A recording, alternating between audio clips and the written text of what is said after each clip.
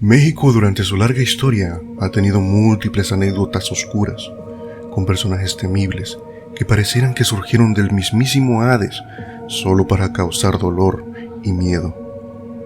En la época en donde Londres era diezmado por un ser tan terrible que devoraba mujeres durante la noche y que nunca se supo quién fue, en México existió su homólogo, pero este sí tenía rostro y nombre.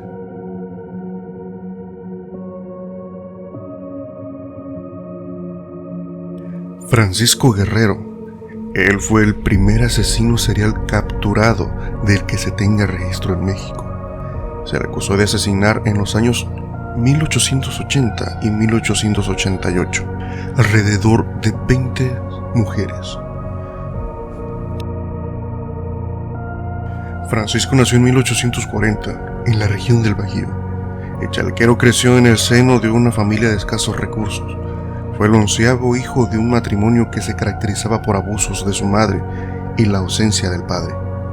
Poseía una marcada personalidad psicópata, pues carecía de empatía, no sentía culpa alguna. Tenía un estilo de vida parasitaria, cosificaba a las personas a su alrededor. Tenía una autoestima inflada, sufría de ataques súbitos de ira, era manipulador y promiscuo. Pese a ello, era una persona carismática. En su época no prestó atención a su diagnóstico, pero su comportamiento y personalidad concuerdan con los de un trastorno errático de la personalidad. Lo describían como tranquilo y callado, ponía demasiada atención en su cuidado personal. Ya con 22 años, en 1862, emigró a la Ciudad de México para trabajar para un zapatero. Sobre el origen de su apodo, el chalequero, existen dos teorías. La primera afirma que el término se refiere a la expresión "a puro chaleco", el cual significaba que cualquier mujer a la que se sintiera atraído sería su pareja sexual, ésta quisiera o no. La otra se refiere a que simplemente le gustaba vestir con chalecos, un apodo de origen muy simple. El chalequero era un ser extremadamente terrible, pues veía al sexo femenino solamente como un objeto desechable para saciar sus placeres más oscuros. Sus víctimas eran encontradas con signos de violencia y crueldad, además de estar marcadas por mutilación genital. En los crímenes claramente se veía reflejado el odio extremo.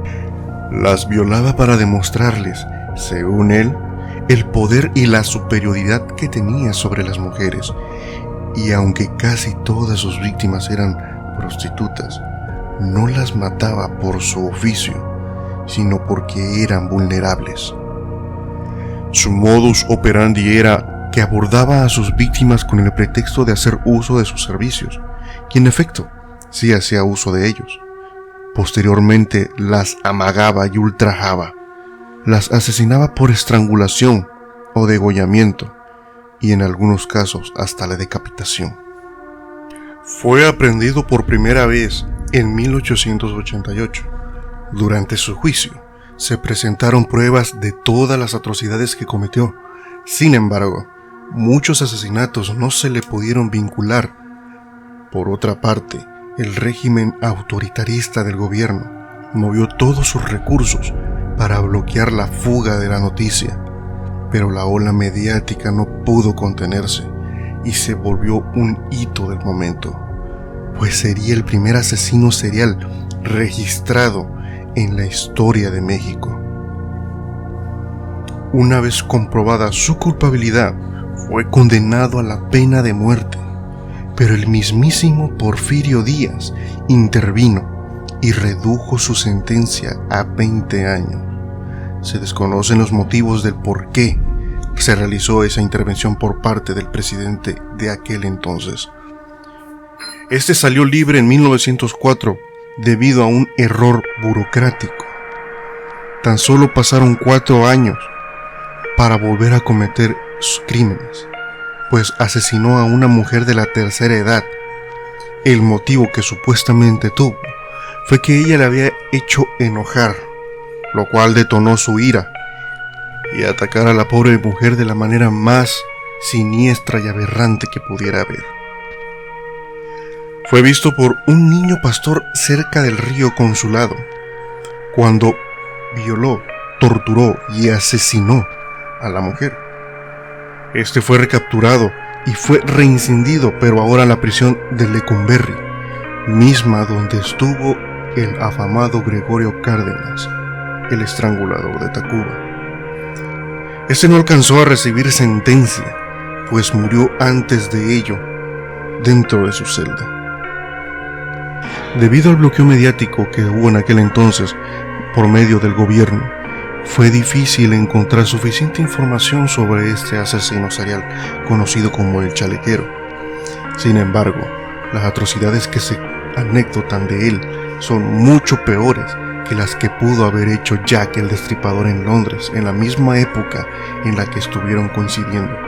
Mientras uno aterrorizaba a Londres, uno aterrorizaba a México. Muchas historias como esta son ocultas en los anales de la historia de México, del país.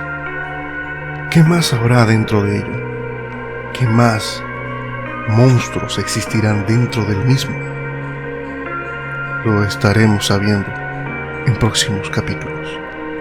Mi nombre es Alexis Luna y esto fue Corazón Nocturno. Hasta pronto.